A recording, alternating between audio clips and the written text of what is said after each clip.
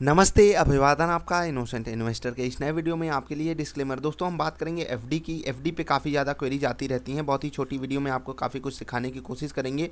मैं हमेशा आपसे कहता हूं कि लिक्विड फंड में आप पैसा डालिए। स्मार्ट एसआईपी में भी इसकी बात मैं करता रहता हूं। और लगातार मैं जब भी बाजार किसी महंगे वैल्यूएशन पे जाती है, कोई अनसर्टेनिटी आती है, तो मैं आपको पैसा यहाँ पर डालने की बात कहता हूँ। लेकिन लिक्विड फंड के अपने एडवांटेजेस कितने भी हों, एफडी का अपना अलग ही चार्म है। लोगों को एफडी के नाम से ही उनके रोंगटे खड़े हो जाते हैं और वो कहते हैं नहीं भाई मेरा पैसा जाएगा तो सिर्फ एफडी में। अब एफडी में पैसा डालने के लिए बहुत सारे विकल्प आपके सामने अवेलेबल तो हैं, लेकिन मैं जिस विकल्प की बात कर रहा हूँ उसको लोग सर्च बहुत करते हैं और काफ़ी ज़्यादा डिमांडिंग भी है कि हाई रेट वाले बैंकों में हम एफडी कराने जाएँ या प्राइवेट कंपनियों की एफडी में चले जाएँ, कहाँ पर जाएं। तो उसी का हम छोटा सा डिस्कशन आपके साथ करना चाहते हैं। देखो, आप हाई रिटर्न के चक्कर में मत पड़िए। आप एफडी करा रहे हो तो इसका साफ सा मतलब है आपको ग्रोथ से कोई मतलब है नहीं। आपको ग्रोथ नहीं चाहिए अपने पैसे पे, आपको अपना पैसा सिर्फ और सिर्फ महंगाई प्रूफ बनाना है। एफडी का मतलब क्या है कि आने वाले समय में जो महंगाई होगी आपको वही पैसा बैंक दे देगा। आज आपने 100 रुपये की एफडी करा ली तो वो जब 105 होगा ना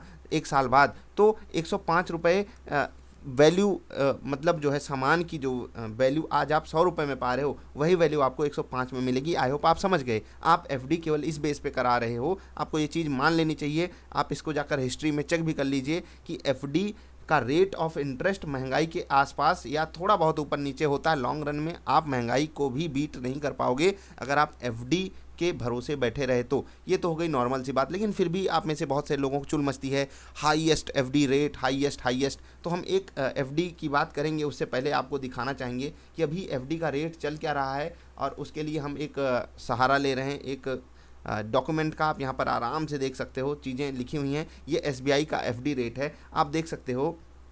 एकदम छोटे टाइम फ्रेम में अगर आप जाते हो जो कि 7 दिन का होता है, तो वहाँ पर 3% से भी नीचे का एफडी रेट आपको मिल रहा है। अब याद रखिएगा ये 3% ईयरली है, ऐसा नहीं कि आपको 7 दिन में एसबीआई जो है वो 3% ब्याज देने वाली है। ठीक है, ये ईयरली बेसिस पे है कि अगर आपने 7 दिन का कराया तो 3% ईयरली बेसिस पे आपको 7 दिन की ब्याज जो है वो बैंक दे देगा। बाकी आप यहाँ पर देख सकते हो, अगर आप 5 से 10 साल की भी एफडी कराने जाते हो तो आपको सिर्फ और सिर्फ 5.40% की ब्याज दे रहा है एसबीआई। तो अब आपको पता है एसबीआई अगर ऐसा कर रहा है तो जो भी नॉर्मल ठीक ठाक बैंक होंगे, आईसीआईसीआई, एचडीएफसी, पीएनबी वगैरह, ये सब इसी के इर्द गिर्द ही एफडी रेट आपको प्रोवाइड करेंगे। सीनियर सिटीजन का मैं जिक्र नहीं कर रहा हूँ, उनको अवॉइड कर रहा हूँ यहाँ पर।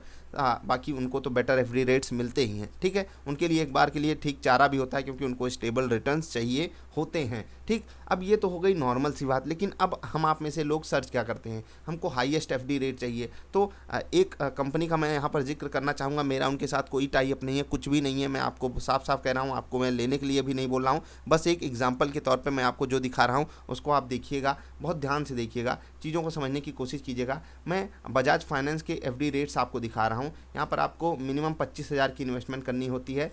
वही नॉर्मल सी केवाईसी होती है, आधार, पैन वगैरह, ये सब चीज़ें आपसे ये लेंगे। 25,000 आप दीजिए, आपको ब्याज कितनी मिलेगी वो आप यहाँ पर देख सकते हो।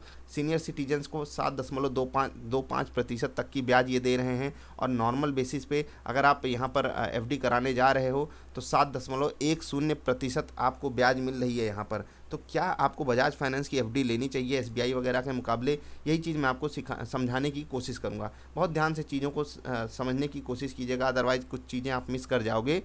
जैसा कि शुरुआत में मैंने कहा, एफडी मतलब आप महंगाई से लड़ने जा रहे हो। अब बजाज फाइनेंस में पहली लिमिटेशन तो आपको 25,000 डालना है।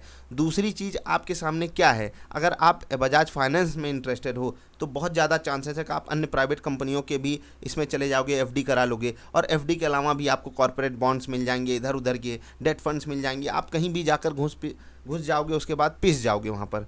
इसीलिए थोड़ा सा सावधान रहिए। मैं किसी चीज़ को ना प्रमोट कर रहा हूँ ना डिमोट कर रहा हूँ, बस आपको सिचुएशन समझा रहा हूँ कि बजाज फाइनेंस बुरा नहीं है। आप यहाँ पर आप सिंपली जाकर देखोगे तो इनको क्या मिल रहा है, ऑनलाइन बुक करने पे 0.10% का एक्स्ट्रा इंटरेस्ट रेट आपको दे रहे हैं और सारा काम ऑनलाइन करेंगे। ठीक है, अब ये ब्रांड कितना बड़ा है वो भी आप जानते ही हो। अभी मैं आपको चार्ट दिखा देता हूँ कितनी स्टेबिलिटी आपको मिल सकती है। और स्टेबिलिटी रेटिंग्स आपको आप यहाँ पर देख लीजिए, क्रिसिल की बेहतरीन तरीके की मिली हुई है। तो बजाज फाइनेंस में एफडी करा लेना कोई बुरा सौदा है नहीं। अगर आप नॉर्मल बेसिस पे देख रहे हो 25,000 से ज़्यादा की एफडी कराना चाहते हो या बड़े पैसे की एफडी कराना चाहते हो, क्योंकि 1% की वैल्यू उससे पूछिए जो एफडी वगैरह में कभी पैसा लगाता है। आप शेयर बाजार के लोग हो तो आप सब लोग सोचते हो कि नहीं 1% का मतलब कुछ होता ही नहीं है।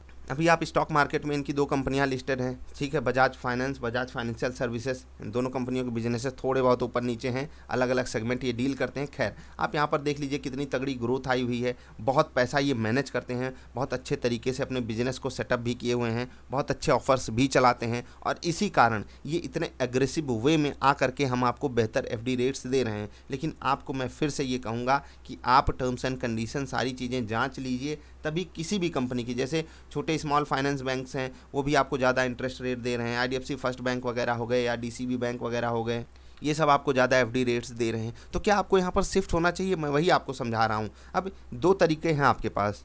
पहला ये कि आप अपने पैसे को सेफ रखना चाहते हो और दूसरा ये कि आप अपना पैसे पे ज़्यादा रिटर्न चाहते हो, ठीक है। अगर बात सेफ्टी की करें तो आपको मैं तो कहूँगा कि आप उन्हीं बैंकों में एफडी कराइए जो टू बिग टू फेल वाले बैंक्स हैं, जैसे कि आईसीआईसीआई, एचडीएफसी बैंक, एसबीआई। ये सेफेस्ट आपके इन्वेस्टमेंट साबित हो सकते हैं।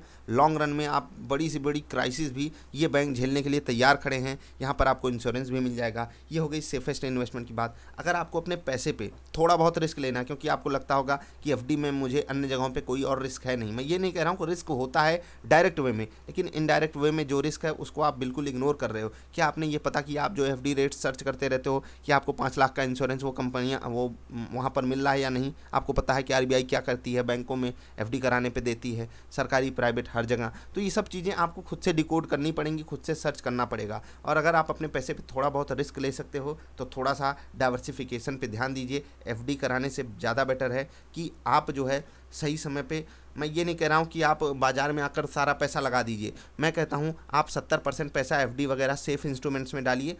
कहाँ पर जो बड़े बैंक हैं, too big to fail bank हैं, वहाँ पर 30% पैसे पे आप थोड़ा बहुत या 25% 20% पैसे पे स्टॉक मार्केट में इन्वेस्टमेंट कीजिए। बहुत सारी वीडियोज़ अवेलेबल हैं वहाँ से देख करके। या आप स्टॉक मार्केट में भी नहीं रहना चाहते हो तो क्या करना है, आपको उन इंडेक्स फंड्स को ले लेना है। अब स्टॉक मार्केट में इनडायरेक्ट वे मैं बता रहा हूँ म्यूचुअल फंड का रूट, लेकिन वहाँ पर भी आपको इंडेक्स फंड्स लेना है।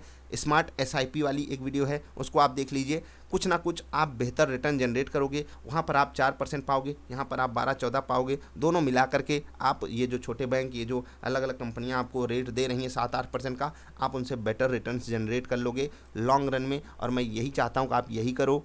बाकी जाते जाते मैं आपको ये बता देना चाहता हूँ, ना मैं कोई फाइनेंशियल एडवाइज़र हूँ और ना ही कोई आपको ये सलाह दे रहा हूँ कि आप ये काम कीजिए, ऐसा कीजिए। आप अपनी रिसर्च खुद से कीजिए, अपने जानकार, अपने पढ़े लिखे फाइनेंशियल एडवाइज़र से सलाह ज़रूर लीजिए। हम जैसे लोगों की बात मत मानिए, हम बहुत ही इनोसेंट लोग हैं। बस आपको करना क्या है, सही चीज़ ढूंढनी सीखनी है। आप 1-2% के चक्कर में वो लंबा वाला रिस्क ना ले लेना कि जो सहारा बेसहारा कर दिया, जो पीएसीएल कंपनी कैसे लूट के लेके चली गई सबको, ये मत कर लीजिएगा। समझ रहे हो ना? स्टेबिलिटी चाहिए तो सही मायने में सोचिए, नहीं तो इन 2 कंपनियों के बारे में सर्च कर लीजिए कि सहारा कैसे पैसा मार के चली गई, कैसे पॉन्जी स्कीम्स आ जाती हैं, कैसे चिट फंड स्कीम्स आ जाती हैं, कैसे पीएसीएल पैसा लेकर डूब गई सबकी। समझ रहे हो ना? ये भी काफ़ी ज़्यादा भरोसेमंद कंपनियां एक समय मानी जाती थी, है ना? तो मैं जो बोल रहा हूँ उसको थोड़ा सा सीरियसली लीजिएगा। किसी को ना आहत करने की मेरी चाहत है, ना किसी कंपनी से मेरा टाई अप है। आपकी जो मर्जी कीजिए, एसबीआई का एफडी लीजिए, बजाज फाइनेंस की एफडी लीजिए, एचडीएफसी की लीजिए, आईसीआईसीआई की लीजिए, डीसीबी बैंक की लीजिए, किसी भी बैंक की लीजिए, वो आपकी अपनी पर्सनल चॉइस होगी। हम मिलेंगे फिर से। अपने आप को सुरक्षित रखिए, बाहर ज़रूरी ना हो, बहुत ज़रूरी ना हो, जब तक बहुत ज़्यादा ज़रूरी ना हो बाहर मत निकलिए। अपने परिवार का ख्याल रखिए। हम मिलेंगे फिर से, तब तक के लिए नमस्कार।